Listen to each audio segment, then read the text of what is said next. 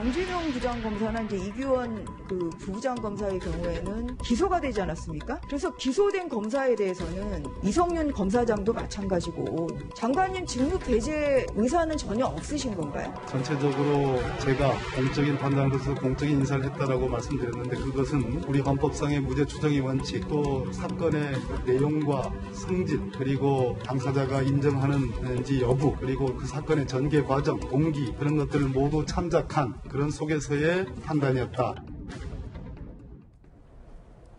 이번에는 글쎄요, 피고인 신분인데도 별다른 인사 조치가 없었던 인물들이 있는데 바로 한동훈 검사장 독직폭행 혐의로 지금 재판에 넘겨진 정진훈 차장검사는 그냥 울산지검 차장검사로 갔고 김학의 전 차관 불법 출국금지 사건에서 피고인 신분이 된 이규현 검사도 파견직을 그냥 유지했습니다.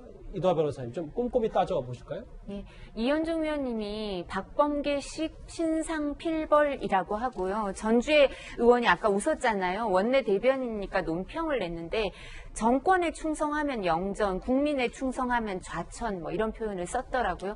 그러니까 사실 그리고 또 누군가는 아마 대정부 질문인가에서 박범계 장관한테 피고인, 피의자 이런 검사가 승진한 게 있냐 이 정부 이전에 도대체 통계를 내봐라. 판사도 승진한 판사가 있었냐 통계를 있으면 달라 이렇게 얘기했는데 대답이 없는 걸로 알고 있습니다. 근데 이성윤 고검장도 중앙지검장에서 고검장으로 승진했죠. 피고인인데 그리고 정진웅 차장도 부장에서 차장으로 승진했어요. 피의자 피고인일 때. 그리고 지금 이규원 부부장도 부부장으로 승진하고 그리고 혜택이라고 생각하는 검사들이 혜택이라고 생각하는 공정위의 파견직도 유지해요.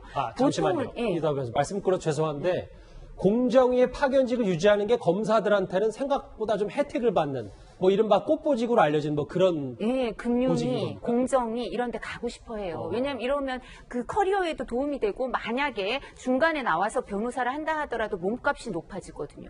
금융위원회나 공정위에 파견돼서 이 내부를 알고 있다고 하면. 그러니까 다 가고 싶어 하죠. 그리고 이규원 검사는 유학도 갔다 왔잖아요. 그 전에 이제 저기 파견 나가 있다가 진상조사단의 대검에 있으면서 그거 하고 나서 김학의 불법 출금 관련해서 실행하고 나서 유학도 갔었잖아요. 그러니까 이 몇 년 내의 커리어를 보면 너무너무 신기한 거예요. 이렇게 유학도 갔다 오고 공정위에 파견도 가고 꽃보직을 이렇게 연달아 하는 사람 없거든요.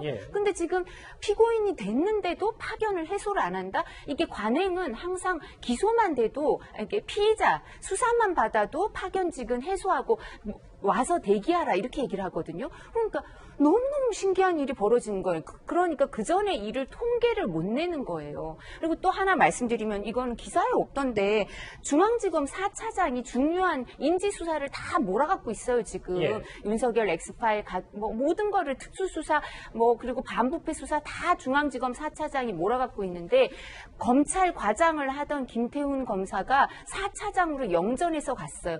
과장을 하다가 4차장으로 영전하는 경우도 없어요. 근데 그렇게 인지수사 다 몰아갖고 있는 사람이 딱 그 통로를 지키는 것도 저희 검찰 수사가 인사 갖고 할 말이 너무 많지만 뭐 이 정도로 아까 말씀드린 진짜 영전 좌천의 기준이 그 권력에 충성하느냐 아니냐는 것 같아서 특히 승진을 보면 메시지가 명확하거든요.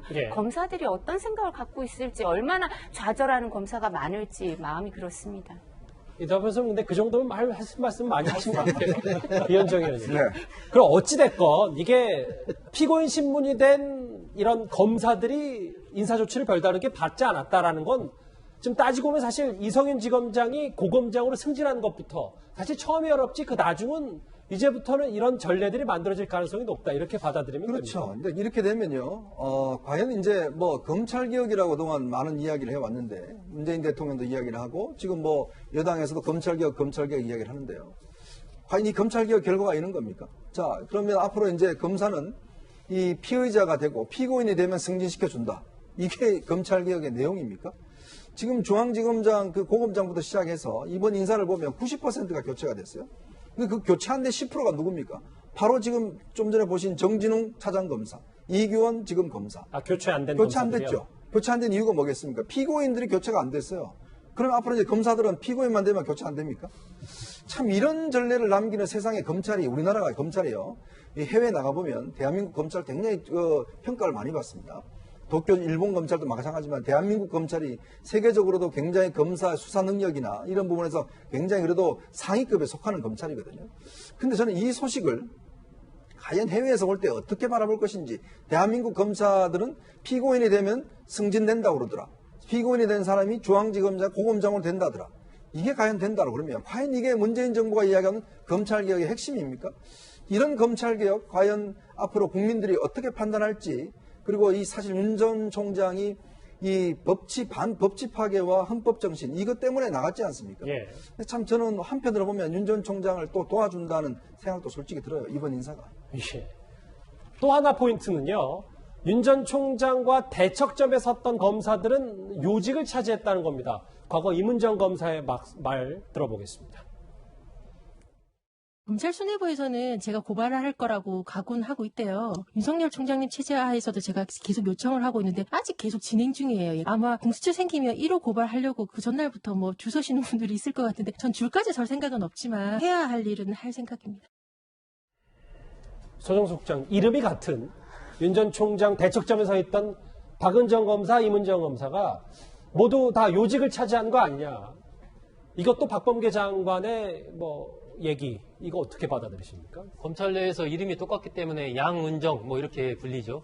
이 박은정 이 법무부 감찰 담당관 같은 경우는 지난 윤 전 총장 징계 국면에서 바로 직수상관이죠. 유혁 법무부 감찰관을 건너뛰고 추미애 전 장관에게 직보했다. 이런 의혹이 불거졌었죠. 근데 이번에 이제 성남지청장으로 영전을 했습니다. 성남지청장은 이 중앙간부급에서는 어쨌든 선두주자가 가는 자리이고 차기에 이제 검사장 승진이 굉장히 유력한 그런 요직으로 꼽히는 그런 자리이죠. 그렇기 때문에 영전했다 이런 평가가 나오고요. 또 남편이 이종근 현재 서울 서부지검장으로 있기 때문에 만약에 차기 인사에서 승진하게 되면 또 부부 검사장 검찰 그렇게까지 가는 거 아니냐 이런 얘기도 지금 나오고 있습니다. 그 박은정 담당관이 떠난 그 자리를 이문정 대검 감찰연구관이 이어받은 거죠. 예. 그래서 법무부의 감찰 담당관으로 갔고 이 이문정 담당관은 지난해 9월 달에 이제 대검으로 와가지고 한명숙 전 총리 모해 위증교사 의혹을 받는 검사에 대한 감찰을 담당을 했는데 그 부분에 대해서 이제 대검 이런 데에서 무혐의 처분을 내리니까 예. 윤석열 전 총장과 조남권 차장 등이 어떤 역사적인 평가가 있을 것이다. 이런 얘기도 SNS에 올린 적이 있습니다. 오늘 법사위에서 박범계 장관은 분명히 얘기를 했습니다. 적재적소 인사, 그리고 나름대로 공정한 인사다 이렇게 자평을 하고 얘기를 했습니다. 이런 인사를 두고 야당의 조수진 의원은 이런 비판을 내놓았는데요. 그 과정에서 박범계 장관과 설전도 있었습니다. 화면 저희가 준비를 했습니다. 검수완박을 위해서 거기에 동의하는 사람 10% 미만은 잘배하고 쉽게 말해서 말 안 듣는 검사는 바꾸고. 그렇지 않습니다. 네. 공교롭게도 다 어떻게 보면 권력형 비리 의혹을 옮기겠다는 것밖에 안 되거든요. 답을 듣기 위한 질문이십니까? 그러니까 아니면 다시 한번 여쭤보잖아요. 성명을 발표하시는 질문이십니까? 무슨 말씀을 그렇게 하십니까? 그럼 제 답을 들어주십시오. 장관님, 사실상 재배당 만약 정보가 제가 없어. 저에게 시간을 주십시오. 아니 답을 그러니까 하십시오. 이 질문 해당 의원님 사건의 수사가 사실상 재수사가 되는 거예요. 조금 답을 하게 전에 해주십시오. 적재적소 장관님 의원 하실 때 장관에게 어떻게 하셨습니까? 특히 야당이. 검찰개혁의 본연의 임무에 충실했으면 좋겠다라는 그러한 취지가 반영된 직제 개편이고 그러한 인사였음을 말씀드립니다. 조수진 의원님, 그 말할 때 얘기하지 마세요. 다른 의원 얘기할 때 그렇게 얘기하지 맙시다.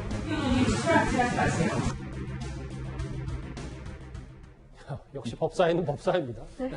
김근식 교수님. 예. 검찰개혁과 조직안정을 잘 조화시켰고 아주 균형 있게 인사했다고 생각한다는 게 박범계 장관의 말인데 오늘 이 검찰 중간간부 인사에 대해서 검사 출신인 김웅 의원은 학살 인사, 돼지목의 진주 목걸이 인사, 이게 문제인식 공적이다. 꽤 작심 비판을 또 했더라고요. 그 지금 이두화 의원이나 우리 이현정 의원이 다 이야기했습니다만 지난번에 박범계 장관 취임 이후에 단행됐던 그 검사장급 이상 인사도 마찬가지고 오늘 단행된 최대 규모의 중간 간부급 인사들 보면 너무 노골적이라는 말밖에 할 말이 없어요. 그러니까 적당히 정권을 방어하기 위해서 방탄용으로 요소요소에 배치를 한다 하더라도 최선의 국민 눈치를 봐서 또 언론의 분석을 감안해서라도 좀 숨겨가면서 티 안 나게 할 수도 있지 않습니까?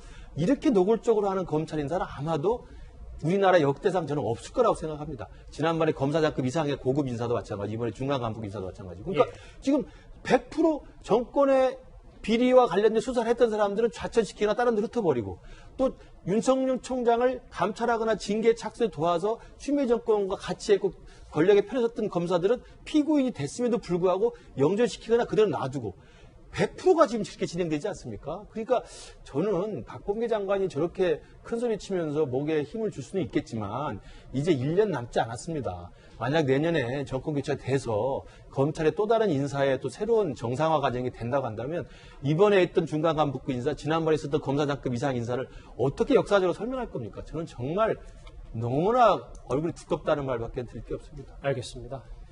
오늘의 검찰 대규모 인사 얘기 하나하나 저희가 살펴봤습니다.